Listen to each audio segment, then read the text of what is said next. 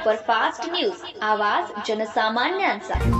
आम्ही या ठिकाणी नेर उद्धव बाळासाहेब ठाकरे पक्षाच्या वतीनं सर्व पदाधिकारी पोलीस स्टेशन नेरमध्ये आलेलो आहेत। आम्ही आज शिवसेना पक्षाच्या वतीनं नेर येथे रास्ता रोको केला आहे। आमचा रास्ता रोकोचा एकच उद्देश होता, त्या शेतकऱ्यांना या सरकारने सरसकट कर्जमाफी द्यायला पाहिजे, हेक्टरी 50,000 रुपये त्यांनी जाहीर करायला पाहिजे, ओला दुष्काळ जाहीर करायला पाहिजे। पण हे न करता या सरकारने का मदत जाहीर करून शेतकऱ्यांना दिशाभूल केलेला आहे आणि जाती जातीमध्ये भांडण लावण्याचा प्रकार सध्या आणलेला आहे।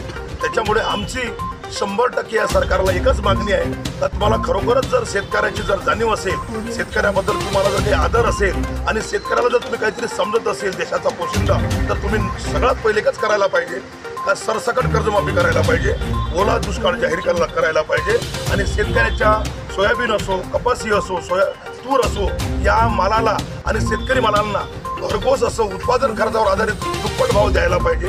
तेव्हाच या सरकारला शेतकऱ्याबद्दल काहीतरी आदर आहे असं आम्ही समजणार आहोत। परंतु हे सरकार दिशाभूलतेच्या दिशेने जात असून आजच्या तारखेमध्ये हे सरकार शेतकऱ्यांच्या तोंडाला पाणी पुसत आहे एवढं या ठिकाणी सांगायचं आहे। म्हणून आम्ही या ठिकाणी रास्ता रोको केलेला आहे। जय हिंद, जय महाराष्ट्र।